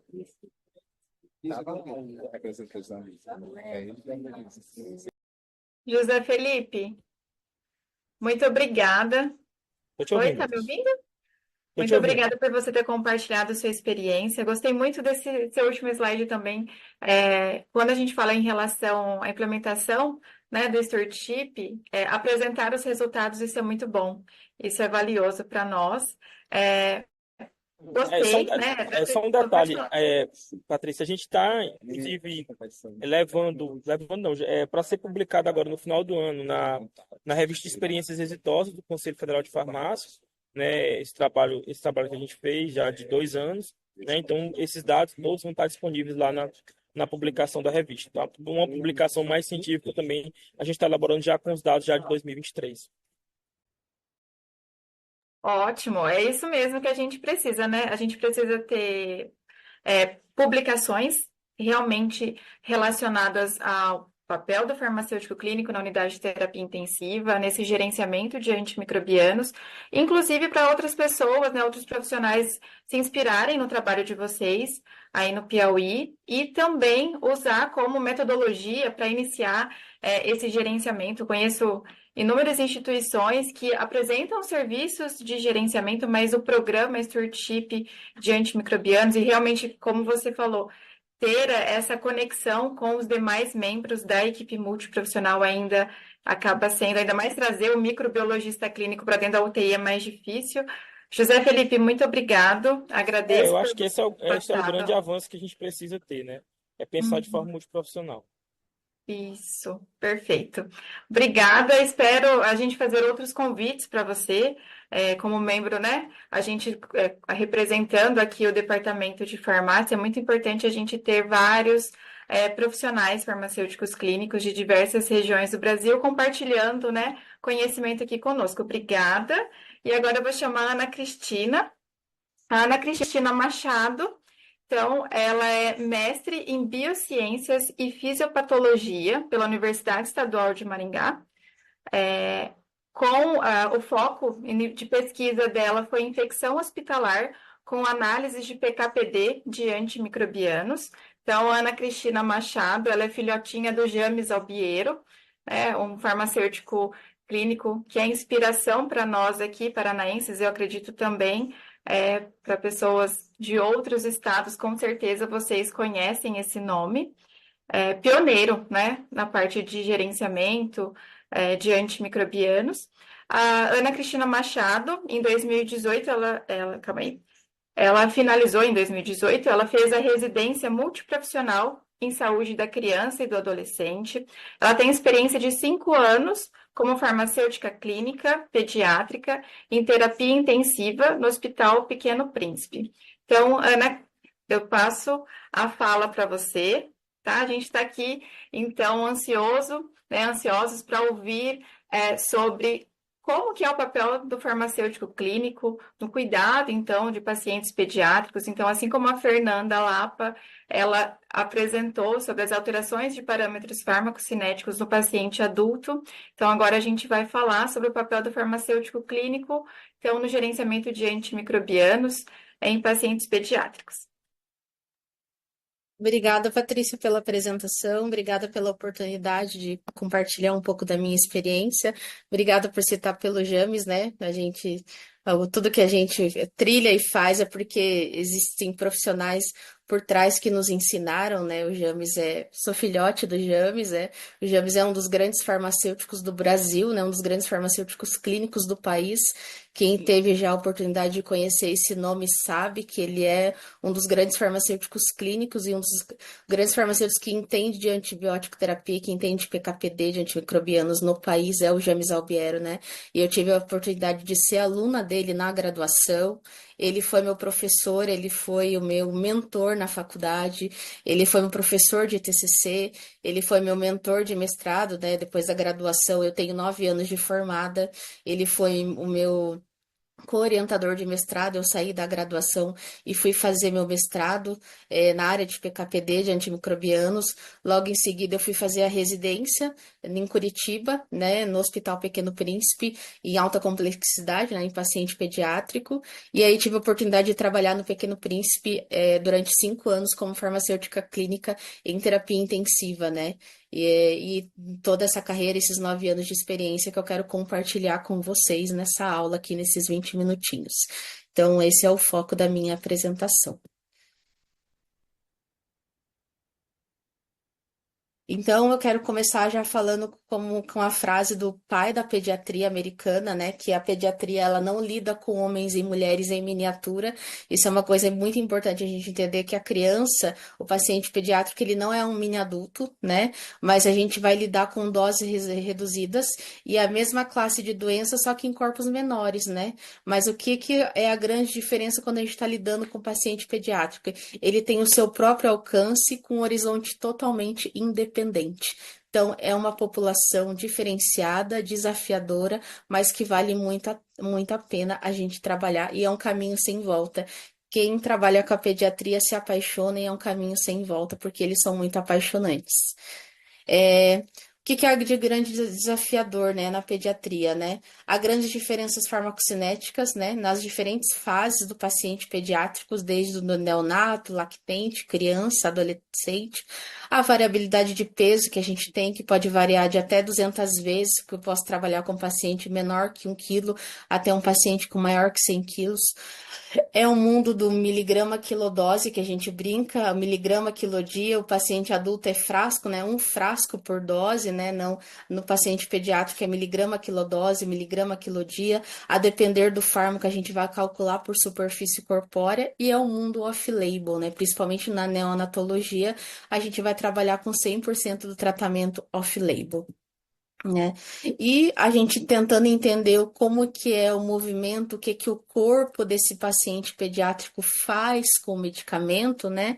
A gente vai entender que principalmente a mudança, né, na disposição dos medicamentos ao longo do tempo, elas são mais dramáticas, principalmente nos recém-nascidos em lactentes. Embora essas mudanças na disposição da droga, ela acontece ao longo de toda a fase da vida até o paciente paciente idoso, ela é mais dramática, principalmente no recém-nascido, no lactente. E aí já começo a falar principalmente, por exemplo, na questão da absorção, né, que eu já posso dar como exemplo, por exemplo, na variabilidade fisiológica em relação a pH gástrico, tempo de esvaziamento gástrico, função biliar e função pancreática. Quando a gente vai para o neonato, a gente tem, por exemplo, o pH gástrico, ele é muito mais ácido quando comparado a outras faixas etárias. Eu tenho um pH muito mais alcalino. Eu tenho um pH, por exemplo, no neonato maior que 5. Eu tenho um tempo de esvaziamento gástrico, função biliar, função pancreática diminuída. Mas qual é o impacto disso em relação aos antimicrobianos, né? Eu tenho uma absorção retardada, né? Principalmente em antimicrobianos com pH mais ácido, né? Eu tenho tempo prolongado e errático para atingir níveis máximos, diminuição de absorção de moléculas que são lipofílicas. Por exemplo, eu vou ter redução de hidrólise e biodisponibilidade de formulações de ésteres, como por exemplo a clindamicina e o clorafenicol, que não é tão mais usado, mas a clindamicina ela é um importante antimicrobiano, então isso é importante a gente saber. Em relação à questão, à concentração de água no corpo, né? A gente costuma dizer que a criança, principalmente o neonato, a gente costuma dizer que ele é uma bolsinha de água e o idoso, ele é uma uva passa, né? Então, a gente tem, principalmente o neonato, uma maior taxa de concentração de água, né? Então, qual é o impacto disso em relação à antibiótico terapia? Eu vou ter uma menor concentração de medicamentos hidrofílicos, então eu vou precisar de doses maiores. Então, principalmente nos antimicrobianos hidrofílicos, pode reparar que na literatura, pode reparar que as doses utilizadas para neonatos e lactentes vai ser muito maior quando comparadas às outras faixas etárias. E um exemplo que eu trago aqui para vocês nesse slide é em relação à gentamicina, que é um antimicrobiano largamente utilizado nessa população, principalmente no neonato e no lactente, que eu tenho como, por exemplo, no recém-nascido no lactente, o volume de distribuição da gentamicina é de 0,5 a 1,2 litros por quilo no recém-nascido no lactente. E quando comparado ao adulto, é de apenas 0,2 a 0,3 litros por quilo. Então, a gente tem essa grande diferença, por quê? Pela diferença da concentração de água que é muito maior na faixa etária do recém-nascido do lactente. Então, por isso, eu preciso proporcionar para essa faixa etária, né, de lactente, recém-nascido, doses maiores para antimicrobianos hidrofílicos, para que eu não tenha, né, doses subterapêuticas. Outra questão também está relacionada à imaturidade hepática. Então, eu vou ter, em relação à albumina e à alfa-glicoproteína, eu vou ter principalmente no neonato, no lactante também, mas principalmente no neonato, eu vou ter a concentração total de proteínas plasmáticas diminuída. E qual é o impacto disso? Medicamentos que têm alta ligação às proteínas plasmáticas, né? Um exemplo que tem, por exemplo, é a micafungina. A micafungina, ela tem a taxa de ligação a proteínas plasmáticas de 99% de ligação. Por isso que no neonato eu chego a fazer 10 miligramas quilodose por dia, enquanto, por exemplo, numa criança ou no adolescente, a dose é 4 miligramas quilodose dia. Então, por isso que existe essa diferença de dose. Eu proporciono uma dose muito maior de micafungina no neonato quando comparado a uma criança ou um adolescente, por conta dessa imaturidade hepática, porque ele tem uma taxa de proteína plasmática muito menor. Então, para que eu não promova dose subterapêutica, eu tenha inefetividade do tratamento desse paciente, eu tenho que proporcionar doses muito maiores desse medicamento. Então, essa é uma grande diferença também do neonato. Sem falar que a micafungina é hidrofílica. Então, como a gente falou no slide anterior, eu tenho duas desvantagens. Por isso, também se faz necessário eu proporcionar doses maiores desse antimicrobiano. Outra questão também é que em relação à imaturidade de membranas, né? Principalmente nos neonatos. Qual é o impacto disso? Aumenta a permeabilidade dos medicamentos, principalmente na barreira hematoencefálica. E qual é o impacto disso, né? Levando ao aumento da concentração de medicamentos nesse sítio, né? Um exemplo que é muito utilizado, né, principalmente no neonato, a anfotericina B-desoxicolato. Qual é o impacto? Se eu tenho o aumento da permeabilidade de medicamentos na barreira hematocefálica, eu vou ter um aumento da permeabilidade de medicamentos nesse sítio, né? que no caso pode ser benéfico, né? Eu posso ter tanto intoxicação, como também pode ser positivo. Então, eu tenho uma maior concentração do fármaco nesse local, que no caso pode ser benéfico. Então, eu sei que a anfotericina B-desoxicolato ela tem uma excelente penetração na barreira hematoencefálica. Então, eu vou conseguir tratar muito bem esse sítio de infecção. Então, eu consigo tratar muito bem o neonato com anfotericina B-desoxicolato se eu tenho infecção nesse sítio, porque devido à imaturidade da membrana, né? Ao contrário nas outras faixas etárias. Então, essa é uma particularidade. Outra questão é em relação à eliminação, né? A questão da excreção, né? Eu tenho um aumento do tempo de meia-vida de drogas hidrofílicas, o intervalo de frequência mais espaçado, né? Por quê? Em relação à eliminação renal, porque em relação à filtração glomerular, a secreção tubular e a reabsorção tubular, elas estão diminuídas no neonato quando comparadas às outras faixas etárias, como lactente, criança e adolescente, estão diminuídas significativamente. Por isso, eu tenho um aumento do tempo de meia-vida de drogas hidrofílicas. Por isso que eu não preciso de intervalos tão diminuídos, né? Eu consigo ter a comodidade possológica de proporcionar intervalos, frequências mais espaçadas. Por isso que é muito comum, por exemplo, eu pegar, por exemplo, antimicrobianos muito utilizados no neonato, como gentamicina, penicilina, fazer a cada 24 horas, 48 horas, 36 horas, esquemas possológicos que eu não vejo, por exemplo, no adolescente, no adulto, no idoso, né? Que vai ser no máximo a cada 24 horas. Mas por que que é feita essa diferença, né? Esse intervalo, essa frequência tão espaçada no neonato? Por conta disso, por ele ter uma filtração glomerular diminuída e também uma secreção e uma reabsorção tubular diminuída significativamente. Por isso que me permite, como essas drogas tem um tempo de meia-vida aumentado, né? Por isso, né? E ter um caráter hidrofílico, eu tenho essa comodidade posológica no neonato. E uma questão interessante em relação, não poderia falar, né, de uma droga que é amplamente utilizada em qualquer cenário hospitalar, a vancomicina, né?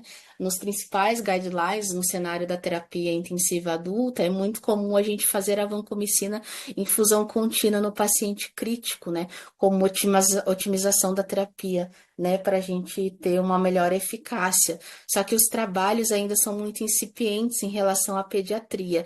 Mas na minha experiência prática, no hospital que eu trabalhei, é comum a gente fazer também a vancomicina em infusão contínua. Então, está para ser lançado trabalhos ainda, estão ainda em elaboração, de se fazer a vancomicina em infusão contínua, ela é segura. Apesar de ainda os trabalhos serem incipientes, a vancomicina ela pode ser feita sim na criança, apesar dos guidelines ainda não serem encorajadores de se fazer a infusão contínua na criança, pode ser feita e deve ser feita.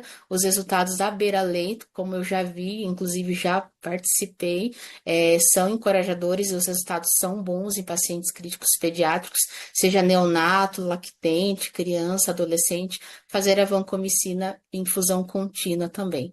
Em relação a, por exemplo, a ECMO, a otimização também da vancomicina contínua e também na terapia dialítica contínua também, fazer a vancomicina contínua também. A gente também pode extrapolar os dados da terapia que a gente usa no adulto, também fazer a vancomicina contínua.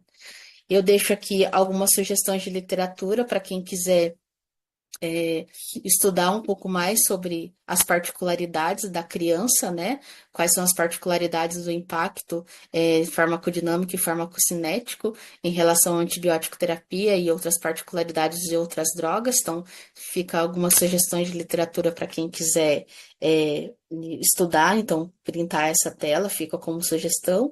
E ficam os meus agradecimentos, e eu gosto sempre de deixar essa frase, né? Que o paciente, ele não é só o paciente, ele é sempre o amor de alguém. E fica o meu muito obrigada pelo convite de participar desse evento. É isso.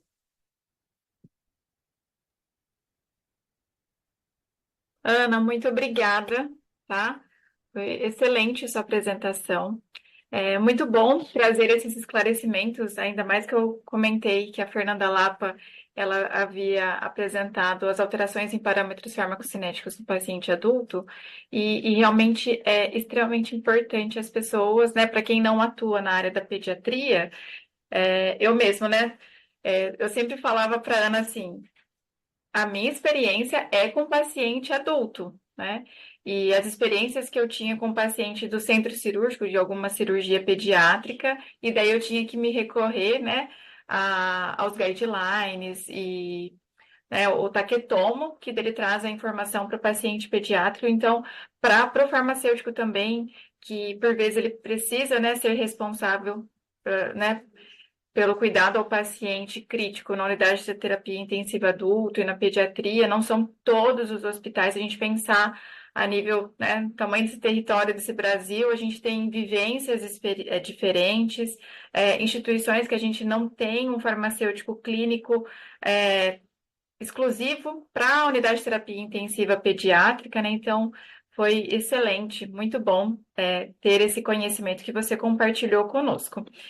Eu vou passar para o Johanse, porque como eu estava em outra reunião, tive um problema para entrar no link, ele tem anotado as dúvidas, então a gente vai deixar. Sei que a gente já ultrapassou, mas só porque havia, acho que duas pessoas colocado algumas dúvidas aqui. Isso mesmo. Primeiro, agradecer a todos pelas suas contribuições. Eu acho que foi muito rico essa discussão, agregou bastante na nossa prática, na prática de todos os farmacêuticos que trabalham em terapia intensiva hoje. E temos duas perguntas, né? A primeira delas é do João Pedro, que ele pergunta sobre o desafio da implementação do processo do stewardship, que é justamente trazer a equipe médica para aderir a esse grande projeto institucional e como que a gente consegue, como farmacêutico clínico, trazer essa equipe multiprofissional e principalmente a equipe médica a aderir às nossas intervenções farmacêuticas, a ter boas práticas de stewardship também. Então, durante a experiência de vocês, queria que vocês comentassem sobre os seus desafios nessa implementação, junto à equipe multiprofissional também.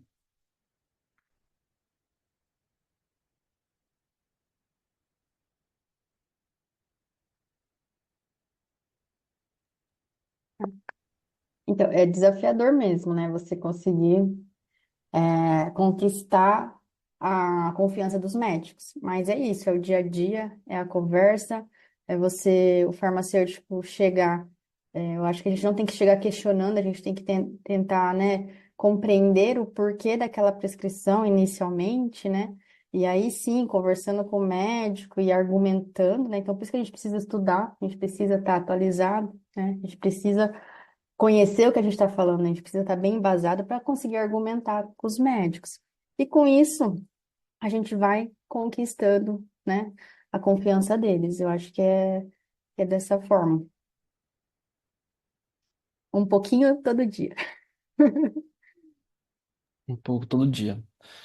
É, e a outra pergunta é sobre o nível sérico da vancomicina para o sistema nervoso central. É uma pergunta da Laura TM, e ela pergunta se a gente utiliza, se vocês utilizam algum valor sérico diferente de 15 a 20 miligramas por ml em relação à vancomicina para o sistema nervoso central. Bom, quando a gente fala sobre infecção do sistema nervoso central, realmente a gente precisa de uma concentração maior, né, justamente para o medicamento atravessar a barreira hematoencefálica. Então, geralmente, a gente almeja a vancocinemia um pouco entre 20, um pouco maior que 20, mas não ultrapassando de 25. Mas para a gente ter individualizar mais ainda a dose, né, a gente pode fazer o cálculo pela área sobre a curva mesmo, né, coletando a vancocinemia tanto no vale quanto no pico, tendo um intervalo entre as administrações, o tempo de duração da infusão, que aí a gente consegue ter realmente qual é a quantidade que fica exposta para o paciente e ajustar conforme o resultado, né? E aí a gente consegue ter uma terapia mais otimizada e individualizada. E a gente tem também calculadoras disponíveis, né, para fazer esse cálculo, né, da área sobre a curva. O Sanford, ele traz, né, ele disponibiliza essa calculadora. Então, dependendo realmente do caso, a gente faz essa coleta, foge do nosso protocolo institucional, mas realmente são pacientes que realmente valem a pena ter essa atenção e essa individualização da terapia. No hospital que eu trabalhei, a gente fazia infusão contínua para poupar a função renal, fazer doses baixas e não é, alterar a função renal. E fazia cálculo de área sobre a curva e dosava no líquor. Além de fazer dosagem sérica, eu dosava no líquor e aí o nível era de 5 a 7 no líquor. A gente fazia dosagem no líquor também, porque acabava sendo fácil, porque tinha uma população de pacientes que usavam derivação ventricular, derivação ventricular externa, então acabava sendo fácil a coleta, né? Então, aí acaba sendo fácil a coleta, não precisa ser por punção lombar. Então, a gente acaba, além de dosar, porque a dosagem sérica não é o que está de fato no líquor, né? Então, a gente é um valor extrapolado. Então, a gente acabava fazendo a dosagem no líquor. Então, esse era um valor, foi uma coisa que deu muito certo, assim. Assim, o paciente responde, a clínica soberana, né? E esse valor realmente corroborava com a clínica, o paciente evoluía muito bem. Foi um dado bem interessante.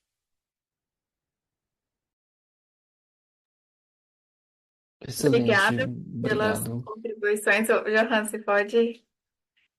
Pode finalizar, Patrícia. Eu acho que estamos bem satisfeitos.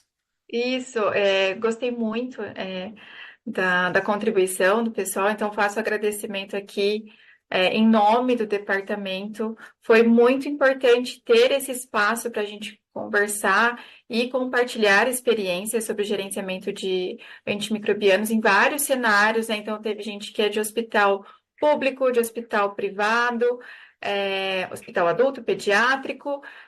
Pessoal, até aproveitando um questionamento não, um elogio aqui do João Pedro, agradecendo pelo webinar e falando que precisamos ter mais encontros como esses. Não sei se todos seguem a página da AMIB. A AMIB é uma associação de medicina intensiva brasileira. Nós temos vários departamentos da Multi. Então, a gente tem o departamento de psicologia, fisioterapia, nutrição, enfermagem, e nós, né, eu e o Johannes aqui, estamos representando o departamento de farmácia. Então, com toda certeza, ainda mais aproveitando que semana que vem a gente tem uma reunião de departamento, então a gente vai levar toda essa experiência que a gente teve aqui hoje. Eu vou compartilhar também a experiência do nosso curso de analgosedação e simulação realística, que aconteceu no dia 6 e 7 de setembro. Então, pode ter certeza que toda essa parte relacionada a compartilhar conhecimento, cursos relacionados à capacitação desses farmacêuticos, educação continuada, a gente realmente quer contribuir muito, né, que é nosso papel aqui em relação a essa sociedade. Então, eu deixo aqui meu agradecimento a Tatiane Marins, a Fernanda Campos, o José Felipe, a Ana Cristina, o Johanse por estar aqui também representando o departamento. Pessoal, obrigada para vocês, né, farmacêuticos, estudantes, experientes também, que reservaram um tempo de vocês para estarem aqui conosco. Muito obrigada.